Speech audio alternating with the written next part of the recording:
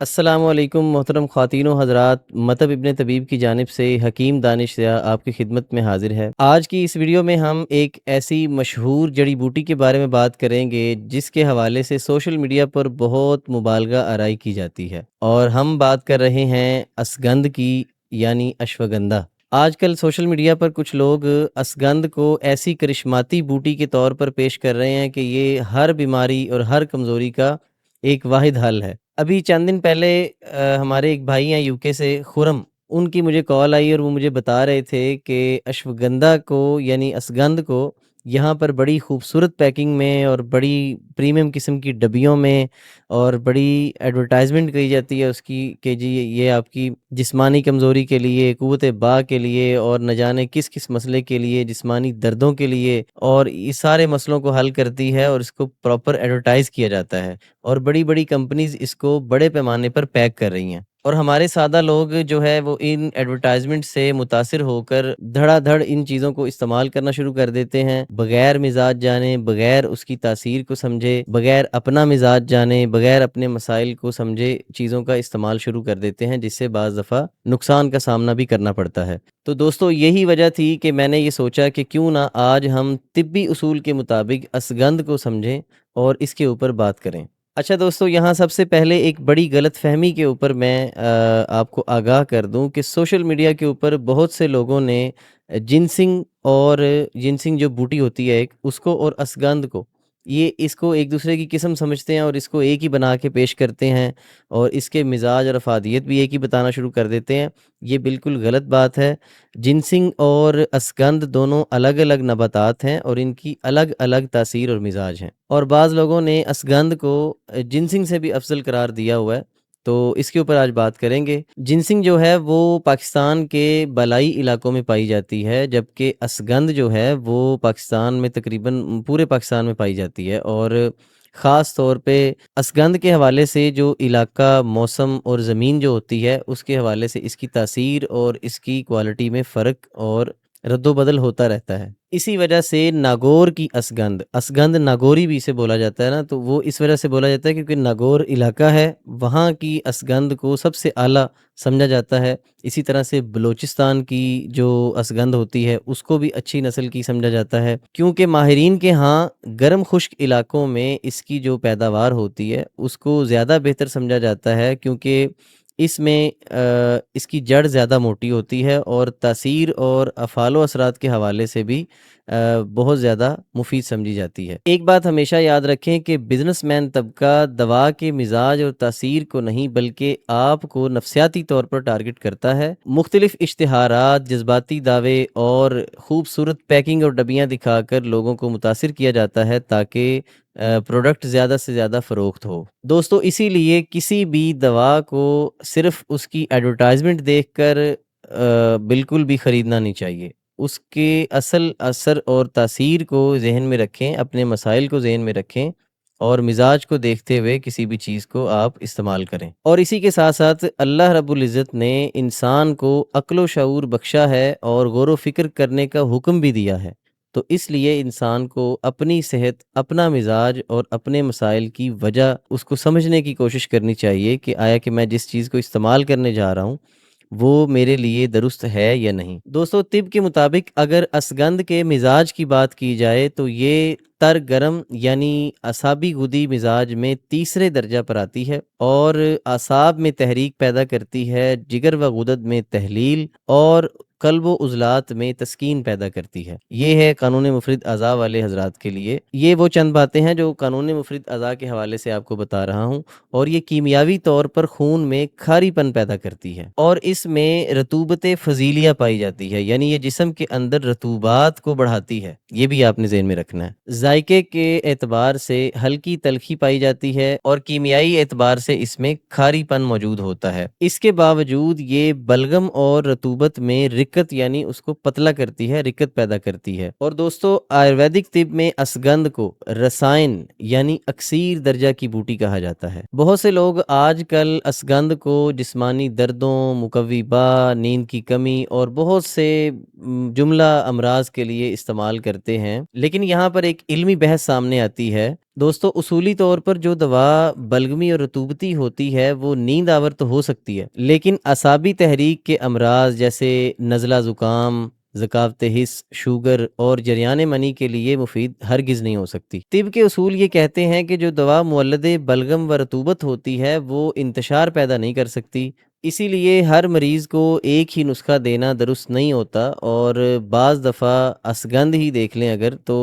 بعض مریضوں کو کچھ مسائل میں فائدہ دیتی ہے اور بعض مریضوں میں یہی دوا الٹا اثر کرتی ہے۔ اب اس مسئلے کو میں ایک مثال سے سمجھاتا ہوں آپ کو کہ ایک مریض جو ہے اسے غدی تحریک کے غلبے کی وجہ سے صورت انزال کا مسئلہ ہے، یعنی پری میچور ایجیکولیشن کا عارضہ ہے۔ اب اگر وہ شخص اسگند کا استعمال کرتا ہے تو اس کی طبعی امساک یعنی ٹائمنگ کے اندر اضافہ ہوگا، لیکن اب وہ شخص جو ہے وہ آگے 10 لوگوں کو بتائے گا کہ اسگند جو ہے وہ مردانہ ٹائمنگ اور قوت بڑھاتی ہے،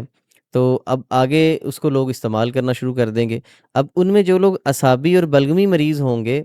ان کو بالکل فائدہ نہیں دے گی بلکہ الٹا نقصان دے گی، ان کے یہ مسئلے مزید بڑھ جائیں گے۔ تو اسی لیے دوستو ہم قانون مفرد اعضاء والے لوگ آپ لوگوں کو ہمیشہ یہ سمجھاتے ہیں کہ مزاج اور تاثیر کا علم جو ہے وہ بہت بڑا علم ہے۔ اب اسی طرح سے ایک دوسری مثال بھی لے لیں، ایک شخص ہے جس کا بلڈ پریشر لو رہتا ہے، اس کی ہارٹ بیٹ کمزور رہتی ہے، وہ اگر اسگند کا استعمال کرے گا تو یقیناً نقصان اٹھائے گا۔ اب اس کی افادیت کی بات کریں تو یقیناً اسگند جسم کی اندرونی سوزش، جلن اور حدت کو کم کرتی ہے اور غدد کی سوزش کو اتار کر جسم میں سکون اور طاقت کا احساس ضرور پیدا کرتی ہے۔ اسگند جو ہے وہ مولد منی بھی ہے، مغلظ منی بھی ہے اور ممسک بھی ہے، لیکن گرم مزاج والے یعنی غدی مریضوں کے لیے گردہ و مثانہ اور آلات منی کی سوزش میں بے حد مفید ہے۔ مروڑ اور پیچش میں گرمی سے ہونے والے جو پیچش ہوتے ہیں ان میں بہت مفید ہے، اور اس کے ساتھ ساتھ پیشاب کی جلن اور نالی کے اندر جو جلن اور چبھن کا احساس ہوتا ہے اس کے لیے بہت مفید ثابت ہوتی ہے۔ اور دوستو اطباء نے لکھا ہے کہ یہ صرف دوائی اثرات نہیں رکھتی بلکہ غذائی اثرات کی حامل بھی ہوتی ہے۔ اس میں نشاستہ بھی پایا جاتا ہے یعنی کاربوہائیڈریٹس، اور کچھ اجزائے لحمیہ یعنی پروٹینز بھی پائے جاتے ہیں، اسی لیے یہ بہترین ٹونک کا کام بھی کرتی ہے، اور دبلے پتلے، نحیف اور ناتواں کمزور افراد کے لیے اسی وجہ سے پرانے حکماء نے اسے رسائن یعنی اکسیر کا درجہ دیا ہے۔ اسی طرح وہ خواتین جن میں دودھ کی کمی ہوتی ہے بچے کی پیدائش کے بعد، ان کے لیے اسکند بہت مفید ثابت ہوتی ہے، اور جن خواتین میں بریسٹ سائز یعنی پستان کا چھوٹا ہونا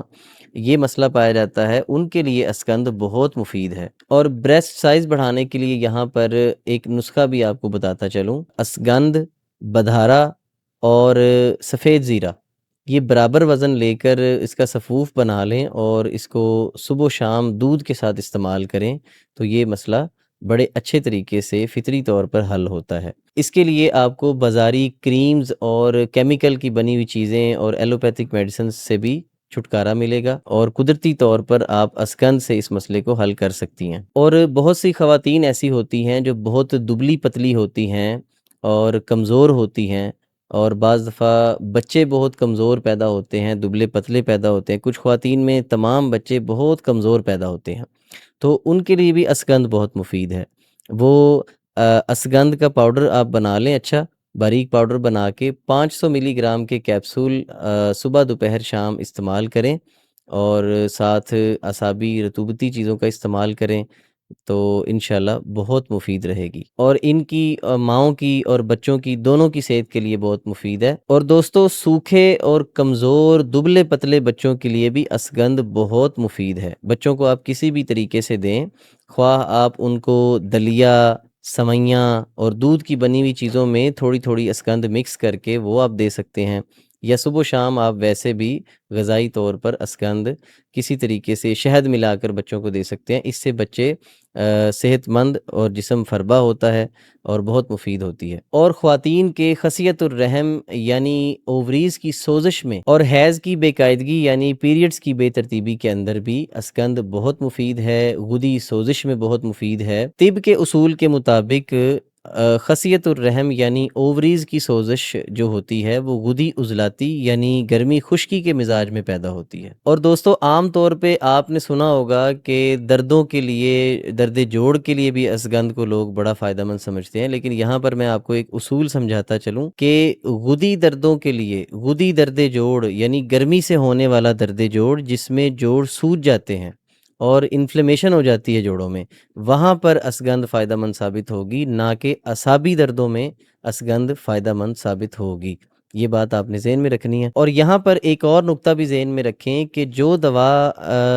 جوڑوں کے درد میں فائدہ مند ثابت ہوتی ہے وہ مدر بول یعنی ڈیوریٹک بھی ہوتی ہے، یعنی پیشاب آور ہوتی ہے، اور اس کے ساتھ ساتھ مدر حیض یعنی مینسٹرل سٹیمولنٹ بھی ہوتی ہے، اسی لیے اسکند کے اندر یہ ساری صفات پائی جاتی ہیں۔ بعض حکماء نے بلڈ پریشر کم کرنے اور نظام تنفس یعنی ریسپائریٹری سسٹم کے لیے، سانس کے نظام کو بہتر کرنے کے لیے بھی اسگند کے بہت فائدے لکھے ہیں، اور خاص طور پر پیلے نزلے میں یعنی نزلہ ہار میں بہت مفید ہوتی ہے، خشک کھانسی میں بہت مفید ہوتی ہے۔ اور اگر اسگند کے استعمال کی بات کی جائے تو اسے آپ اسگند کو بالکل باریک پاؤڈر کر کے اور اس میں برابر وزن کوزہ مصری شامل کر لیں، اور ایک چھوٹا چمچ جو ہے وہ آپ صبح و شام ایک کپ دودھ کے ساتھ استعمال کریں، تو جتنے بھی امراض کا ذکر کیا ہے اوپر ان میں یہ مفید ثابت ہوتی ہے۔ اور مزید اس کی افادیت کو بڑھانے کے لیے اس میں آپ خالص شہد 3 گنا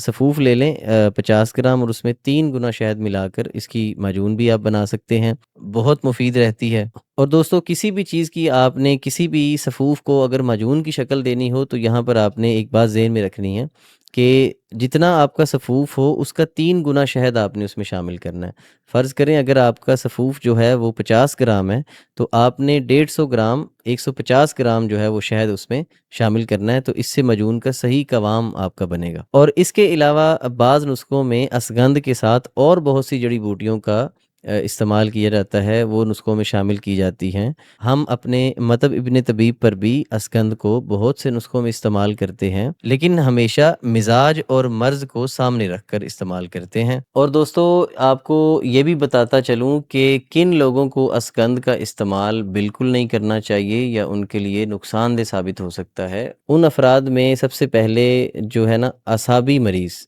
جن کی طبیعت اعصابی رہتی ہے، اکثر نزلہ زکام، بلغمی، کھانسی، اور اس کے ساتھ ساتھ جریان اور ذکاوت حس کا جو مسئلہ ہوتا ہے، ان کے اندر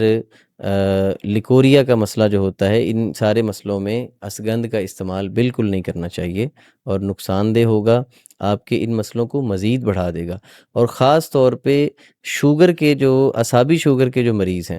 ان کو اسگند کا استعمال ہرگز نہیں کرنا چاہیے، اور اس میں غدی شوگر کے جو مریض ہوتے ہیں ان کے لیے اسگند فائدہ مند ثابت ہو سکتی ہے، لیکن اعصابی شوگر کے لیے بالکل نقصان دہ ہوگی۔ اور بعض لوگوں کو پیشاب بہت زیادہ آتا ہے، بار بار پیشاب کرتے ہیں، رات میں 2-3 دفعہ اٹھتے ہیں، بلکہ یہ تو آج کل نوجوانوں میں بھی یہ مسئلہ پایا جا رہا ہے کہ رات کو 2-3 دفعہ اٹھ کے پیشاب کرتے ہیں۔ حالانکہ رات جب آپ سو جاتے ہیں تو فطری طریقہ طبیعت کا یہی ہونا چاہیے کہ آپ صبح اٹھ کر باقی اپنا پیشاب کریں۔ ہاں، موسم کا فرق اس میں پڑ سکتا ہے، اگر سردیاں ہیں تو یقیناً صحت مند انسان بھی ایک آدھی دفعہ اٹھ جاتا ہے رات کو، لیکن ہم دیکھتے ہیں کہ نوجوان بھی رات کو 2-3 دفعہ اٹھتے ہیں اور پیشاب کرتے ہیں، اور جن لوگوں کو پیشاب بہت زیادہ آتا ہے وہ بھی اسگند کا استعمال بالکل نہ کریں۔ اور دوستو ویڈیو ختم کرنے سے پہلے آپ کو ایک اور بات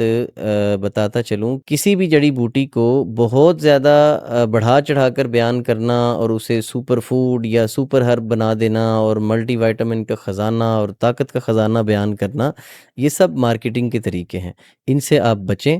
اپنے مزاج کو دیکھیں، اپنے مسائل کو دیکھیں، جو چیز آپ استعمال کرنے جا رہے ہیں اس کے مزاج کو دیکھیں، یہ ساری چیزیں سمجھ کر پھر آپ استعمال کریں، اور اس کے لیے آپ کو کسی قابل طبیب سے رابطہ کرنا چاہیے کہ میں یہ چیز اپنے اس مسئلے کے لیے استعمال کرنے جا رہا ہوں، تو کیا میں کر سکتا ہوں یا نہیں کر سکتا ہوں۔ ہمیں مطب ابن طبیب پر واٹس ایپ پہ بہت سارے لوگ پوری دنیا سے رابطہ کرتے ہیں اور ہم سے پوچھتے ہیں کہ میرے یہ مسائل ہیں اور ان کے لیے میں یہ جڑی بوٹی استعمال کرنے جا رہا ہوں یا یہ دوا استعمال کرنے جا رہا ہوں، کیا میں کر سکتا ہوں؟ ہم انہیں ان کے مسائل سن کر بھی جواب دیتے ہیں، اور بعض دفعہ انہیں کہتے ہیں کہ آپ پہلے اپنا آن لائن چیک اپ کروائیں، جو کہ ہم نے فری رکھا ہوا ہے، ان کا پیشاب، چہرہ، زبان، ان کے ہاتھ کی تصویریں اور پورا بایو ڈیٹا لے کر ان کی وائس میں مسائل سن کر پھر ہم انہیں بتاتے ہیں کہ آپ اس نسخے کو یا اس دوا کو استعمال کر سکتے ہیں یا نہیں کر سکتے۔ تو اس کے لیے ہم کوئی چارجز نہیں لیتے، پوری دنیا سے فری لوگوں کا واٹس ایپ پر چیک اپ کیا جاتا ہے۔ اسگندھ واقعی ایک مفید جڑی بوٹی ہے اگر مزاج کے مطابق استعمال کی جائے۔ باقی اگر سنی سنائی باتوں پر اور سوشل میڈیا کے دعووں پر اندھا دھند اس کا استعمال کیا جائے تو نقصان دہ ثابت ہو سکتی ہے۔ دوستو، یوٹیوب اور سوشل میڈیا پر اسگندھ کے حوالے سے اتنی وضاحتی ویڈیو آپ نے پہلے نہیں دیکھی ہوگی، تو اس علمی اور تحقیقی ویڈیو کو اپنے دوستوں کے ساتھ ضرور شیئر کریں۔ تو دوستو، حکیم دانش ضیاء اور مطب ابن طبیب کی ٹیم کو اجازت دیں، انشاءاللہ اگلی ویڈیو میں ایک نئے عنوان کے ساتھ آپ کی خدمت میں حاضر ہوں گے۔ السلام علیکم ورحمۃ اللہ۔